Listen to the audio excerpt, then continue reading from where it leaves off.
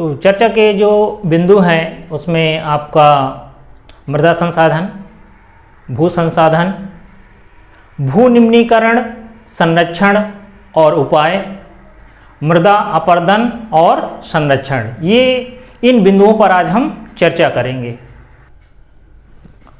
भू संसाधन, तो भू संसाधन जो है क्या है, एक तरह का प्राकृतिक संसाधन है। प्राकृतिक वनस्पतियां, वन्यजीव, मानव जीवन, आर्थिक क्रियाएं, परिवहन, संचार व्यवस्थाएं क्या है, इसी भूमि पर क्या है, आधारित है, यानी कि भू संसाधन पर ही आधारित हैं। तो भारत में जो है विभिन्न प्रकार की जो भू आकृतियां पाई जाती हैं, जिनमें आपका जैसे आपका पठार हो गया, पर्वत हो गए, मैदान हो गए और द्वीप हो गए। तो ये जो विभिन्न प्रकार की आकृतियां हैं, इनमें हम देखेंगे तो लगभग जो है जो भू आकृतियां हैं उसमें आपका जो मैदान है वह आपके 43% हैं, पर्वत लगभग 30% भाग पर हैं और पठार जो है लगभग 27% भाग पर हैं। आइए देखते हैं भू उपयोग कि हम इसका उपयोग किस तरह से करते हैं।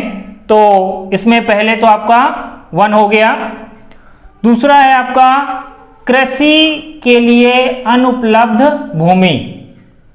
इसको हमने दो भागों में बांटा है, एक तो आपका हो गया बंजर तथा कृषि अयोग्य भूमि और दूसरा है गैर कृषि प्रयोजनों में लगाई भूमि, जैसे आपका सड़क, रेलवे आदि।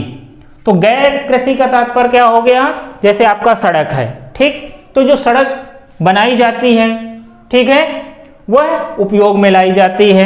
रेलवे है, रेलवे में भी जो है भू का उपयोग किया जाता है, रेलवे लाइन बिछा करके जो है, तो वो क्या हो गई, गैर कृषि, यानी पर वहां पर किसी भी प्रकार की कृषि नहीं की जा सकती है। अगला है आपका प्रति भूमि के अतिरिक्त जो है अन्य कृषि अयोग्य भूमि। इसमें देखते हैं कि कुछ ऐसी जो भूमि होती है वो किस रूप में इस्तेमाल होती है, स्थायी चारागाह के रूप में, गोचर भूमि। नेक्स्ट है आपका विविध प्रकार के यहां वृक्ष लगे होते हैं, वृक्ष फसल और उपवनों के अधीन, यानी कि वहां पर उपवन का मतलब जानते हैं ना, बगीचा। अगला है आपका कृषि योग्य बंजर भूमि। तो कृषि योग्य बंजर भूमि यानी कि बंजर भूमि किसे कहते हैं, बंजर भूमि वह होती है जहां पर 5 वर्ष से अधिक खेती ना की गई हो, यानी कि 5 वर्ष तक अगर खेती उसमें नहीं की जाती है किसी भी भूमि पर, उसको क्या कहते हैं, हम बंजर भूमि कहते हैं। परती भूमि, इसमें आपका वर्तमान परती भूमि, जिसमें 1 वर्ष से अगर खेती नहीं हुई है तो उसे वर्तमान परती भूमि कहा जाता है। दूसरी है आपकी पुरातन परती भूमि। पुरातन परती भूमि वह होती है जिसमें जो है 1 वर्ष से लेकर के 5 वर्ष तक अगर खेती नहीं की जाती है तो उसे हम क्या कहते हैं, पुरातन परती भूमि। नेक्स्ट है शुद्ध निवल क्षेत्र। शुद्ध निवल क्षेत्र में क्या होता है कि 1 वर्ष में 1 से अधिक बार जब कृषि की जाती है तो उसे शुद्ध क्षेत्र कहा जाता है। तो भारत में भू उपयोग के जो आंकड़े हैं उनको देखते हैं। तो भारत का कुल भौगोलिक क्षेत्रफल कितना है, यह आपका 32.8 लाख वर्ग किलोमीटर। तो ये जो क्षेत्रफल है, ठीक, इसमें हम देखेंगे कि लगभग जो है 93% भूमि का ही हमको आंकड़ा मिल पाता है। तो क्योंकि असम है, असम को छोड़कर के जितने भी पूर्वोत्तर राज्य हैं या जम्मू कश्मीर का ऐसा क्षेत्र है जहां पर पाकिस्तान का कब्जा है, ठीक है, या चीन का कुछ क्षेत्र है, तो वहां के आंकड़े उपलब्ध नहीं हैं। तो उसमें मात्र जो है 93% क्षेत्र का ही आंकड़ा हमारे पास उपलब्ध है।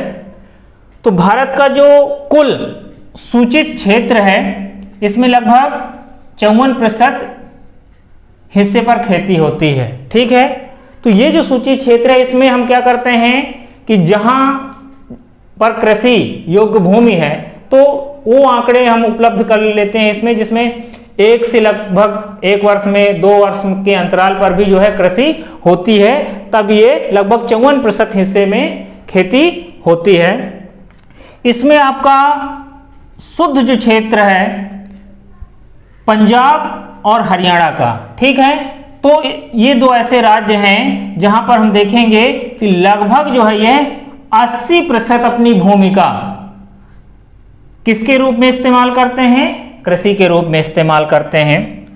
राष्ट्रीय वन नीति जो है कब बनी, 1952 में। तो वनों के अंतर्गत वन नीति में यह था कि वनों के अंतर्गत जो है लगभग जो है 33% जो भौगोलिक क्षेत्रफल है वहां पर वनों का होना आवश्यक है। भू निम्नीकरण, संरक्षण और उपाय देखते हैं कि भारत में वर्तमान में लगभग जो है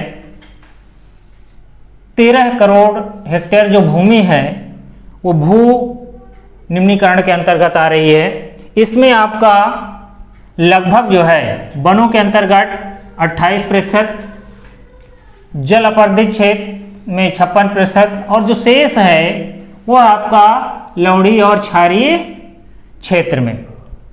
इसके बाद देखते हैं कि इसका जो है मानवीय क्रियाओं का क्या प्रभाव है भू निम्नीकरण में। इसमें आपका वनोन्मूलन यानी कि वनों का बहुत अधिक मात्रा में दोहन किया जा रहा है, उनकी कटाई की जा रही है।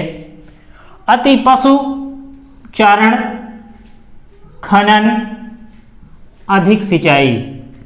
तो आइए देख लेते हैं कि जहां भू निम्नीकरण हो रहा है अति पशुचारण की वजह से, उसमें आपका गुजरात, राजस्थान, मध्य प्रदेश और महाराष्ट्र, ये स्टेट ध्यान रखिएगा, क्योंकि कभी कभी प्रश्न पूछे जाते हैं कि अति पशुचारण के कारण भू निम्नीकरण जो है किन राज्यों में अधिक होता है। खनन के कारण जो है भू निम्नीकरण हो रहा है आपका झारखंड, छत्तीसगढ़, मध्य प्रदेश और उड़ीसा में। अधिक सिंचाई, बहुत अधिक मात्रा में पानी का प्रयोग किया जा रहा है खेतों के लिए, तो उसमें आपका हरियाणा, पंजाब और उत्तर प्रदेश में आपका पश्चिमी क्षेत्र जो है, यहां पर इन कारणों से भू निम्नीकरण अधिक हो रहा है। तो इसके उपाय देख लेते हैं। वनारोपण यानी कि वन को और अधिक लगा करके जो है इन क्रियाओं को रोका जा सकता है। चारागाहों का उचित प्रबंधन यानी कि जहां पर पशु चारा के लिए जाते हैं, ठीक है, तो उसका हम अगर उचित प्रबंधन करेंगे तो भी जो है हम इस समस्या से छुटकारा पा सकते हैं। पेड़ों की रक्षक मेखला लगा करके, पशुचारण नियंत्रित करके कि जो हर जगह जो है जानवर चरते रहते हैं उस पर जो है कंट्रोल करके, रेतीले टीलों को कांटेदार झाड़ियां लगा करके भी जो है भू निम्नीकरण से बचा जा सकता है। तो देखिए मृदा जो संसाधन है तो ये सबसे महत्वपूर्ण जो है एक नवीकरण योग्य प्राकृतिक संसाधन है। तो पृथ्वी पर जो भी पेड़ पौधे होते हैं उनका विकास और जो जीव जंतु होते हैं उनका पोषण कहाँ होता है, मृदा में ही होता है। तो मृदा की बनने की जो प्रक्रिया में मुख्य कारक हैं वह है उच्चावच, जनक शैल अथवा संस्तर शैल, जलवायु, वनस्पति और अन्य जैव पदार्थ हैं। मृदाओं का वर्गीकरण। मृदाओं के वर्गीकरण में जो पहली मृदा है उसे देखते हैं जलोढ़ मृदा, ठीक है। तो जो जलोढ़ मृदा है यह जो है हमारे देश की जो है सबसे महत्वपूर्ण मृदा है और ये कहें कि भारत के सर्वाधिक क्षेत्र में जो है विस्तृत है। इसका जो संपूर्ण उत्तरी मैदान है वो किससे बना हुआ है? जलोढ़ मृदा से बना हुआ है। साथ ही साथ जो है ये जो जलोढ़ मृदा है तो ये हिमालय से जो है 3 महत्वपूर्ण जो नदी तंत्र है जिनमें आपका सिंधु, गंगा और ब्रह्मपुत्र के निक्षेपों से बनी हुई है। महानदी गोदावरी, कृष्णा, कावेरी, इन नदियों का जो डेल्टा का मैदान है वह भी जो है जलोढ़ मृदा से बना हुआ है। कभी कभी प्रश्न परीक्षाओं में पूछा जाता है कि कौन सी ऐसी नदियां हैं जो डेल्टा का निर्माण करती हैं। तो ये जो नदियां मैंने आपको बताई हैं ये क्या कर रही हैं? डेल्टा का निर्माण कर रही हैं। प्रश्न किसी भी रूप में बन सकता है, ठीक है। तो जब आप अध्ययन कर रहे होते हैं वहां पर आपको प्रश्न अपने आप डेवलप करना है, ठीक है। आइए देखते हैं आयु के आधार पर जलोढ़ जो मृदा है उसके प्रकार। तो यह जो है 2 तरह की मृदा होती है, एक है आपका बांगर और दूसरी है खादर। तो जो बांगर है इसे किस नाम से जाना जाता है? पुराना जलोढ़ के नाम से। कारण क्या है कि इस क्षेत्र पर जो है बाढ़ का जब पानी नहीं पहुंचता है, ठीक है, उसे हम क्या कहते हैं? बांगर। और इस क्षेत्र में आपको सर्वाधिक क्या मिलेंगे? कंकर। दूसरा है आपका खादर। खादर क्या है? एक तरह से नया जलोढ़ क्षेत्र। यहां पर यानी कि जो बाढ़ का जो पानी है, ठीक है, वो जिन क्षेत्रों में पहुंच जाता है उसे क्या कहा जाता है? खादर कहा जाता है। और यह क्षेत्र बहुत ही ज्यादा उपजाऊ हो जाता है। तो इसकी अपेक्षा यानी कि बांगर मृदा की अपेक्षा जो है खादर जो मृदा होती है उसके जो कण होते हैं वह बारीक होते हैं। तो जलोढ़ मृदा में आपका पोटाश, फास्फोरस और चूना युक्त जो है यह मृदा होती है। इसमें कौन कौन सी फसलें उत्पादित की जाती हैं? जिनमें आपका गन्ना हो गया, चावल, गेहूं, दलहन आदि। यानी कि ये महत्वपूर्ण जो फसलें हैं अधिक मात्रा में उत्पादित की जाती हैं। जलोढ़ मृदा के क्षेत्रों को आप मानचित्र में देख सकते हैं कि किन किन क्षेत्रों में यह पाई जाती है। काली मृदा नाम से ही प्रतीत होता है कि इसका रंग कैसा होता है? काला होता है। इसे जो है रेगर मृदा के नाम से भी जाना जाता है। और यह जो मृदा है आपकी, यह जलवायु और लावा जनक शैलों से जो है निर्मित होती है। यानी कि इस मिट्टी के बनने में जलवायु और लावा जनक शैलों का महत्वपूर्ण योगदान होता है। और यह जो मिट्टी है यह कपास की खेती के लिए बहुत अधिक उपयुक्त होती है, इसीलिए इसे काली कपासी मृदा के नाम से भी जाना जाता है। इसमें क्या है? नमी धारण की जो क्षमता होती है बहुत अधिक होती है। इस मिट्टी में आपका कैल्शियम कार्बोनेट, पोटाश, मैग्नीशियम और चूना जैसे जो है पौष्टिक तत्व पर्याप्त मात्रा में विद्यमान होते हैं। इसमें आपका फास्फोरस की जो है मात्रा कम होती है। इसका जो क्षेत्र है यह आपका महाराष्ट्र, सौराष्ट्र, मालवा, मध्य प्रदेश और छत्तीसगढ़ के पठार में पर्याप्त मात्रा में विद्यमान है। लाल और पीली मृदा देखते हैं। तो ये जो आपकी लाल और पीली मृदा है, तो ये जो आपका दक्कन पठार के पूर्वी और दक्षिणी भाग में जो है आग्नेय चट्टानें जहां पर हैं वहां पर कम वर्षा वाले क्षेत्र पर मिलती है। इसका जो लाल रंग है, यानी कि इसका लाल और पीली मृदा के नाम से ही जानते हैं, ठीक है। तो जो उसका लाल रंग होता है वो किस कारण से होता है?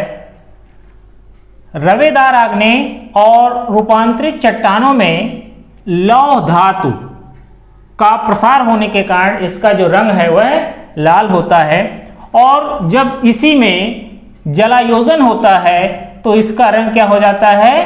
पीला हो जाता है। तो क्या हो गई? लाल और पीली मृदा। इसका जो क्षेत्र है उसमें आपका ओडिशा राज्य, छत्तीसगढ़, मध्य गंगा मैदान और पश्चिमी घाट। पश्चिमी घाट आपको पता ही होगा महाराष्ट्र में है।